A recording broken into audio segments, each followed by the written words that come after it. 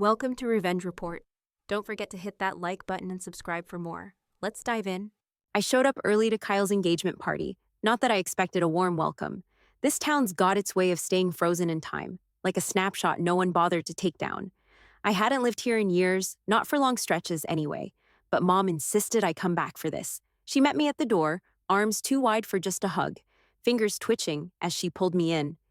"You look so healthy. I wasn't sure if you'd be, surviving out there. Those fires must have been something." She smiled, the way she always did when she was trying to disguise her nerves as compliments. "Good to see you, Mom," I said, offering a smile back, but I knew the script. She'd push, I'd deflect. At least Kyle's party wasn't anything like Dad's usual over-the-top affairs. It was intimate, casual. For now, anyway. My seat was at table 8, placed deliberately away from Dad, who was doing his usual thing, holding court, sucking up all the air in the room. The crowd was a mix of people from Kyle's high school days, co-workers, and a couple of my old EMT crew. Ben, Isaac, and Carter, my guys from Wildfire Rescue. We made eye contact. No handshakes, no, "Hey, long time no see." Just quiet nods. The air smelled like barbecue and gardenias, a strange combination, but fitting for the hometown vibe. Music hummed from the speakers, glasses clinked, and people talked like they hadn't been through anything at all. Me? I found a spot toward the back, with a clear line to the exit. Old habits die hard. The ceremony was nice. Kyle and his fiancée stood under a whitewashed archway, flowers hanging down like a backdrop straight out of a Pinterest board. Their dog, a scruffy little mutt, trotted down the aisle with a tiny pillow strapped to its back, carrying the rings. I almost smiled. It was genuine, sweet even. Kyle looked at his fiancée the way a guy looks at the only person who's ever truly gotten him. He wasn't putting on a show. I sat in the second row, wedged between old church ladies and neighbors who barely remembered my name. They all stared straight ahead, polite and distant. I shifted uncomfortably in my seat. They didn't know me, not really, and even if they did, there was no space for me in their world. When the vows wrapped up, there was the usual rush of tears, clapping, and a few sniffs. Kyle's smile was real, something I hadn't seen much of in years. For a moment, I almost thought about how much he'd grown. Hell, he was a man now, standing there, hands steady as he promised forever. I stayed in my seat as people shuffled toward the reception area, letting them pass me. I didn't feel like talking to anyone, not right then, but I wasn't standing still for long. My dad cornered me near the drinks table. He didn't do it out of concern. It was more like he had something to prove. The guy had a way of pushing, like his comments were a subtle test, some measure of whether or not I was on the right track. "So," he started, a glass of scotch in hand, "when are you going to settle down? You've had your fun, right? You can't be out there forever." I could feel the sting before the words even left his mouth. Same line he'd used 1,000 times. Only now it was colder, quieter, and somehow it cut deeper. I didn't rise to it, though. I gave him what he expected, a polite smile, a shrug. "We'll see. Right now, I'm happy." He raised an eyebrow. There's more to life than whatever adventure you're chasing out there." He motioned vaguely to the room. Like my life, my real life, was some abstract concept he couldn't quite grasp. I shifted the weight from one foot to the other, trying to swallow down the burn that hit my throat. "Not everyone's looking for the same thing, Dad." His eyes narrowed, but I didn't back down. We both knew where this was headed. He wasn't asking about the wildfires, the rescues, or the 5 summers I spent leading teams through smoke and chaos. He never did. Never asked about the shit that mattered.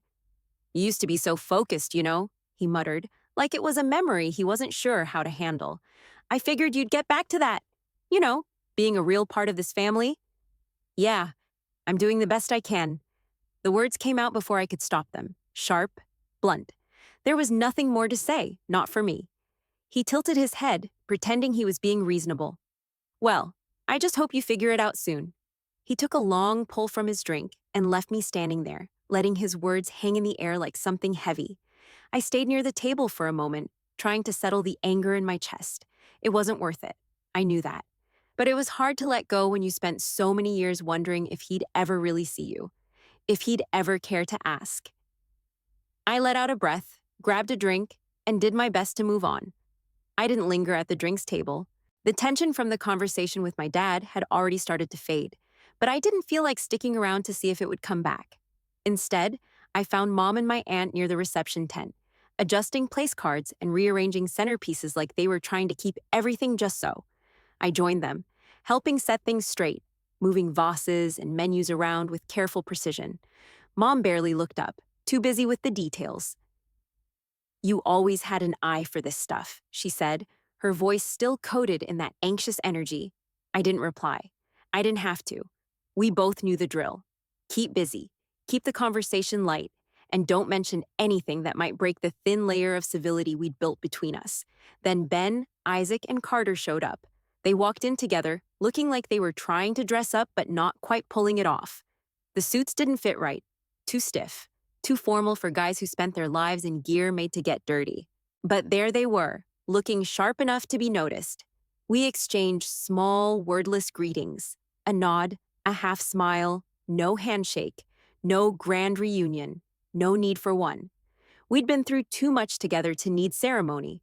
There was a quiet understanding between us, too many shared hours of hard work, sleepless nights, the heat of flames licking at our backs, the chaos of wildfires consuming everything in sight. We didn't need to say much. The respect was built into the silence. As I worked alongside my mom and aunt, my mind wandered back to those days, to the long stretches on fire lines, the heat of the sun searing through smoke. I could almost feel it in my chest again, the way the air tasted different when everything was burning, how it made everything sharper, more vivid. I remembered Isaac's face during one of our hardest drills. We'd been out in the canyons for hours, the air thick with the scent of burning brush. Isaac had hesitated, just for a second. That split second when he'd frozen up in the middle of a controlled burn. I knew what it was. I'd seen it before. It wasn't fear exactly. It was that moment when your mind catches up with the reality of what you're doing, when the danger is too close and your body has to decide if it's going to trust you. "Isaac," I'd said, my voice firm but calm, "you've got this. Focus on the next move. Don't think about what could happen, just what's in front of you." He'd nodded, his hands shaking just a little, but then he crushed it. He knew it, I knew it, and the guys knew it. After that, Isaac had been different. He stood taller. He trusted himself more. And now, he was here, standing in front of me, taller than I'd ever seen him, his posture straight, like someone who finally understood his own strength, the kind of man I'd hoped he would become, even when the weight of the job had seemed unbearable. The past hung in the air like smoke. The unspoken bond between us all was undeniable. And yet, there was no grand moment to mark it. We weren't here for that. We were just here, together, like we always had been, silent but solid. Dinner started soon after the ceremony ended. Roast chicken, green beans, scalloped potatoes, the kind of stuff you'd expect from a Midwest gathering. Comfort food, nothing too fancy, just filling. The scent of it mixed with the faint perfume of gardenias that seemed to hang in the air long after the ceremony. I sat at the table with a few of Kyle's friends, all of us making small talk to fill the silence. Vacation plans, the weather, the local sports teams, just safe, neutral stuff. No one pushed too hard for anything deeper. I wasn't in the mood to talk, and nobody seemed to want to force it. From table 2, where Dad sat with a few of his business buddies, I could hear the booming laughter from across the room. They were telling stories, mostly exaggerated, and I could hear the sharp edge of Dad's voice cutting through the crowd. My name came up more than once. "Yeah, my daughter," Dad said, loud enough for the whole table to hear. "Always off on some wild adventure. No idea when she'll settle down, but she sure can climb trees and pull people out of the fire." I didn't look up. I knew exactly what was coming. "Rescue Barbie," one of Dad's buddies said, and a few people at the table laughed. "Jungle Jim G.I. Jane," another voice chimed in, a little too eager to join in. It wasn't new. It wasn't the first time I'd heard those words. Hell, I'd been hearing them for years. My skin had thickened over the years, but the sting was still there. It wasn't the nicknames that bothered me, though. It was the way they said it like it was a joke, like the things I did, the lives I saved, were somehow trivial. I didn't rise to it, I just ate. The roast chicken was tender, the potatoes creamy. I breathed, I stayed still. Out of the corner of my eye, I saw the guys, Ben, Isaac, and Carter, at the table across from me. I knew they heard it too. Their jaws flexed, their hands tight around their forks, but they didn't say anything. We didn't need to. We'd survived worse than this. I could feel their anger simmering, though. We all shared it, but none of us had ever been good at making a scene. Not then, not now. So, we stayed quiet. The food was good, and the silence between us was enough. I didn't need to hear it from Dad's friends. I didn't need them to validate the choices I'd made in my life. I knew what I had done, and I knew what I still could do. The rest, it didn't matter, but it still stung, even if it didn't show, even if no one else could see it. Dinner moved on. A few people raised their glasses to Kyle and his fiancée, and I half watched the room, half listened to the dull murmur of conversation. My focus stayed on my plate. No need to make a scene. Dinner had barely wrapped up when Dad grabbed the microphone. His voice boomed across the room, steady, like it always did when he wanted to make sure everyone was paying attention. Kyle's fiancée was already wiping her eyes, a smile on her face as she watched him, the same way she watched him during the ceremony. First, I want to raise a glass to my son Kyle, Dad said, holding his glass up high, his voice warm and proud. The kid's grown into something special, and I couldn't be prouder. The room buzzed with claps and cheers. Kyle's grin was huge, a little embarrassed, but he soaked it in. Then, like it always did, the attention turned, and the mic swung toward me. "And my daughter," Dad continued, eyes flicking over to me like I wasn't sitting at the same damn table. "Still playing action hero with the boys." A couple of the guests chuckled awkwardly, but it wasn't funny. Not to me, anyway. I could feel the heat rising in my cheeks, and I held my breath to stop myself from reacting. Dad wasn't done. He kept going, unfazed. "She can organize a supply run, but let's be honest. Emergency teams need real leaders." There it was. The words dropped like stones in a pond. The room shifted. The chatter died, just like that. I felt every set of eyes in the room on me, not out of sympathy, but out of that cold, uncomfortable kind of silence. I watched as Kyle's jaw tightened, his hand on his glass, his knuckles white. He didn't say anything, but I could see the way he stiffened, the way he was trying to hold back whatever was boiling up inside him. My mother stopped mid-bite. Her fork hovered in the air, and she looked over at me, face pale. She didn't say anything, but I could feel the guilt radiating from her. I locked eyes with Ben across the room at table 6. His jaw flexed, his shoulders stiffened. I knew exactly what he was feeling. His hand tightened around his napkin like it was the only thing holding him together. But we didn't need to speak. We didn't need to make a scene. The silence said everything. I could feel it coming. The anger that had always been lurking there, just beneath the surface. But I wasn't going to rise to it. Not yet. I stayed still, my hands clenched in my lap, my gaze fixed on Dad, trying to steady my breathing. This wasn't new. It wasn't even surprising. But this was something different. There was a look in Kyle's eyes, something that hadn't been there before, something protective, something fierce. I saw it in the way he stared at Dad, like he was trying to decide if he should stand up or let it go. And then the room, once tense, seemed to forget itself. The awkward laughs started to bubble up, people trying to break the silence like they hadn't just heard a man question the worth of his own daughter. But the damage had been done, and it hung in the air like smoke. I could feel Ben's gaze still on me. The guys. They'd heard it too. There was no hiding it now. They were all waiting to see what I'd do next. But what could I do? What was left to say? The room was still, so still I could hear the faint clink of silverware from the next table, the shuffle of feet against the wooden floor. I was holding my breath, trying to stay still, but everything in me was tense, coiled, ready to snap. And then, without being asked, Kyle stood up. It wasn't dramatic. He didn't shout. His voice was calm, clear, like he had practiced it 1,000 times in his head. "All my groomsmen," he said, looking around the table. His eyes met mine, and I saw something in them that I hadn't expected. Something quiet but unshakable. The words dropped into the room, filling the empty space left by Dad's careless jab. They worked under her. The silence that followed was suffocating. No one said a word. Everyone froze. They didn't know how to react. Then, one by one, Ben, Isaac, and Carter stood. They didn't make a sound, but their movements were deliberate, precise, controlled. They looked at me. No smiles, no grand gestures, just a slow, steady salute. Each one of them. Isaac's jaw was tight, Carter's shoulders set, Ben's hands steady. It wasn't for show. It wasn't for attention. It was a quiet acknowledgement. And I didn't move. I stayed still. I let the silence fill the space. I let it do what I couldn't. I let it say what I never could. Dad's hand jerked, like he was about to say something, but the words caught in his throat. His phone slipped from his hand and clattered to the floor. The sound was sharp, a harsh contrast to the quiet that had settled over the room. No one picked it up, not even Dad. He just stared at it, like it was some foreign object he didn't know how to handle. The tension hung thick in the air. There was no applause, no clapping. The room wasn't ready for that. But the moment, it was undeniable.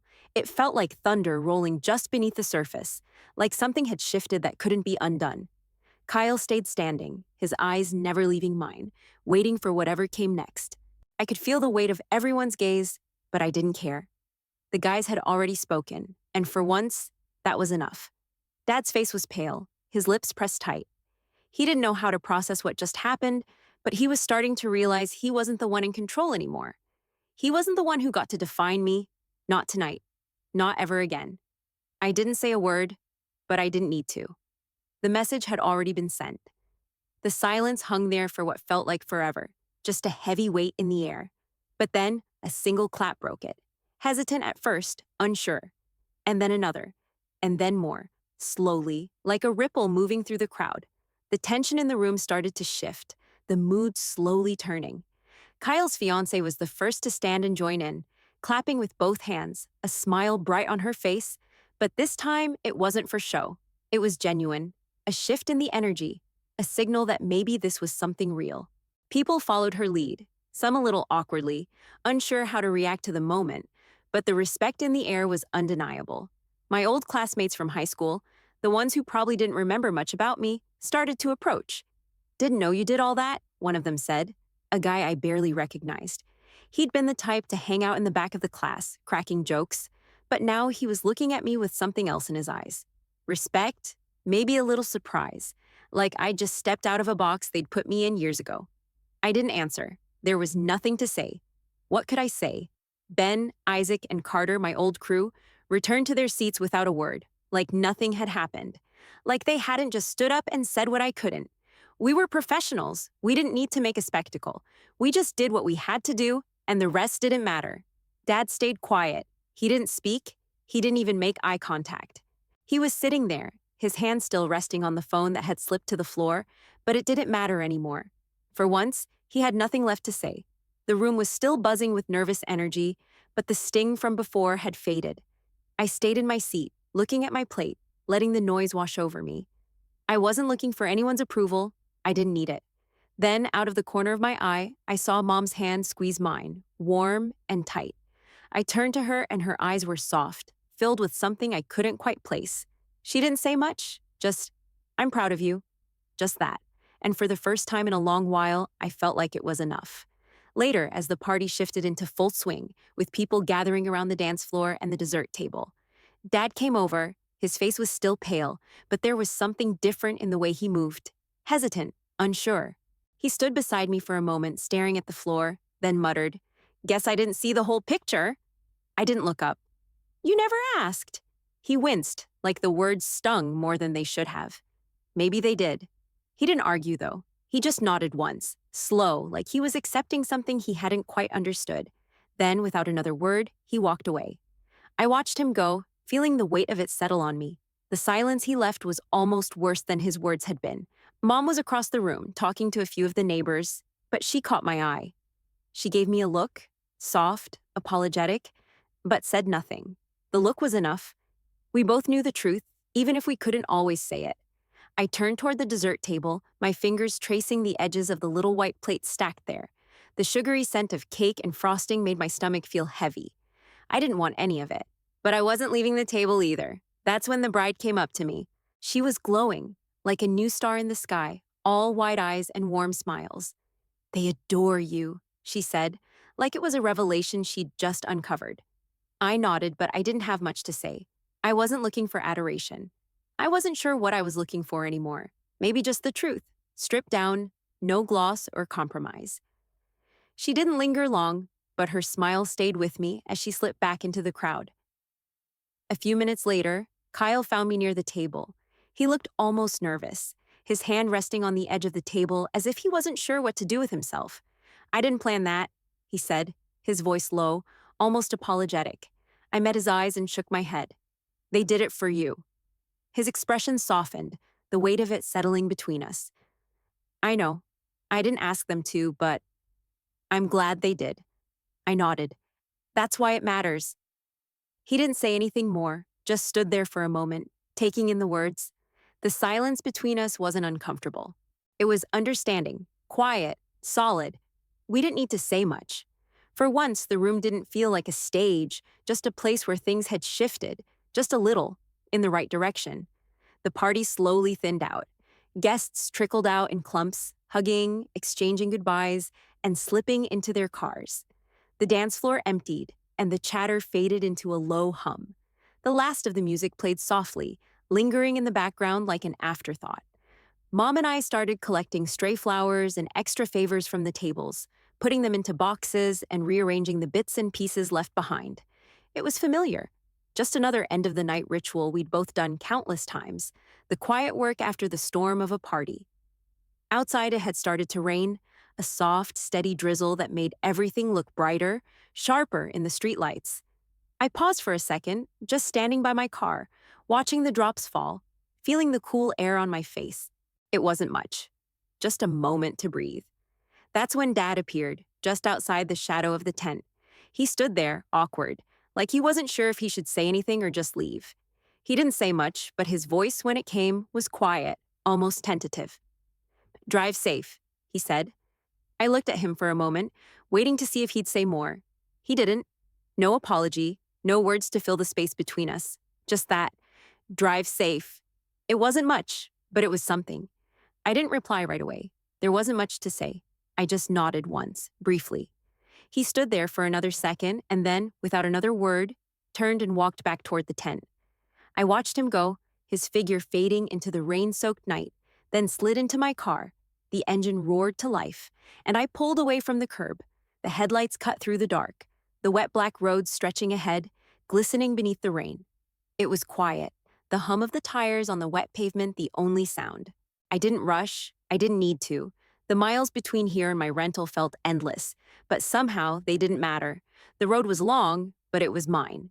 The drive, just like everything else, was something I was going to have to do on my own. Back at the cabin, I hung my dress up like it was part of a uniform, carefully, methodically. There was no need to treat it like something special. It had served its purpose for the night. I poured a glass of water, took a long sip, and stared out the window at the rain, watching the drops race down the glass in a rhythm that matched my thoughts. No speeches, no grand showdowns. Just stillness. The kind of quiet that fills up the space when everything's already been said and done, whether anyone's ready for it or not. My mind drifted back to what the guys had done for me. The way they stood up, not because they had to, but because they believed it. They weren't just showing respect out of duty or obligation. They did it because they knew who I was, what I'd done, and what I still do. That moment couldn't be taken away, not by anyone, least of all him. He could try, sure, but the truth had already been spoken. That was something no one could erase. I thought about all the people who doubted me, the ones who labeled me or brushed me aside. Maybe it wasn't about proving them wrong. Maybe it was about showing that I'd always been enough, even when no one else saw it. I wasn't looking for validation. I never had been. But if someone out there needs proof that they're enough, maybe this story helps. Maybe this is the piece they need to believe it. I didn't feel triumphant. I didn't feel like I'd won. I just felt steady, whole. The kind of calm that comes after a storm, when the dust settles and you realize you've made it through. And that, for once, was enough. I set the glass down, turned off the light, and crawled into bed. The rain kept falling, and for the first time in a long time, I let it wash everything else away.